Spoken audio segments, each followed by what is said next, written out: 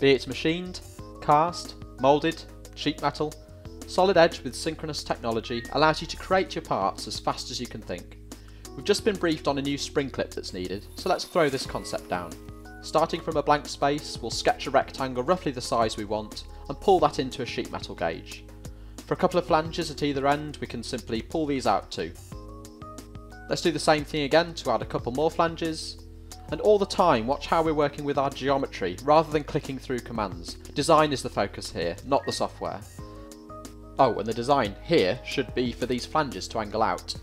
No need for delete or undo. We can use what we call the steering wheel, our main control in synchronous technology, to angle. But not both sides, I don't think.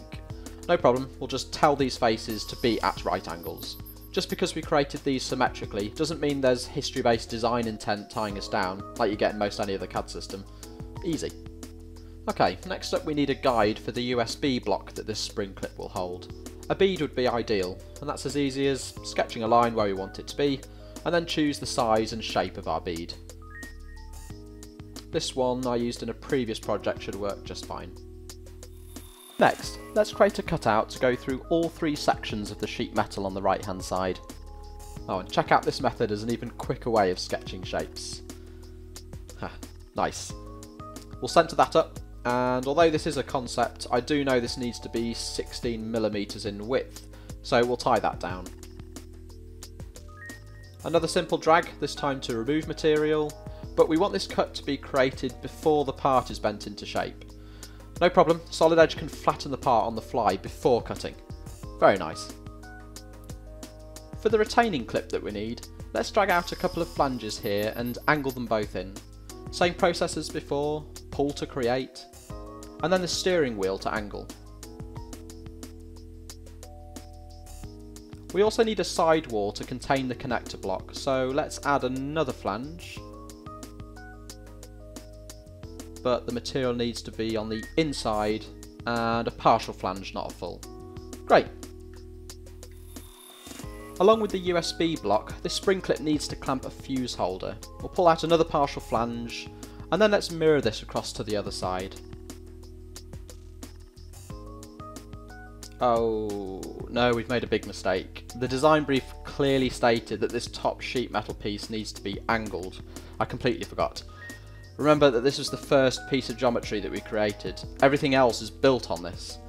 But also remember we're using Solid Edge with synchronous technology. Check this out. Steering wheel to the rescue, simple rotate, no drama.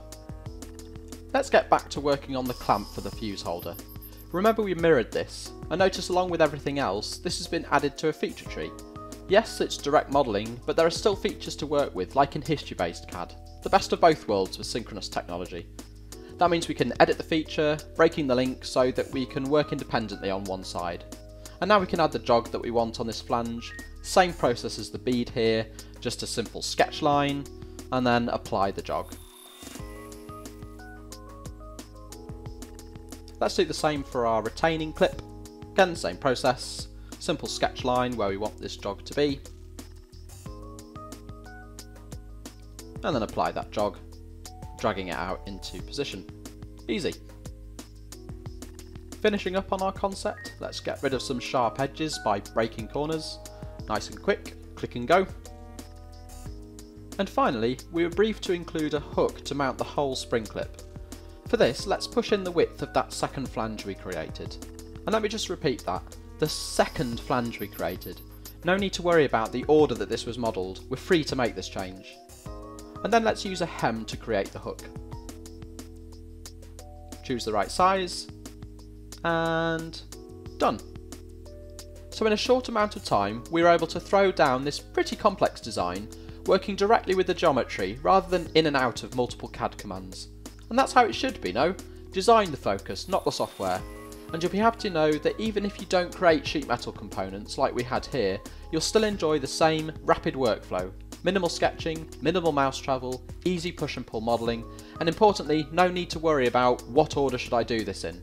The flexibility to change your mind at any time. That's synchronous technology in Solid Edge. Design better.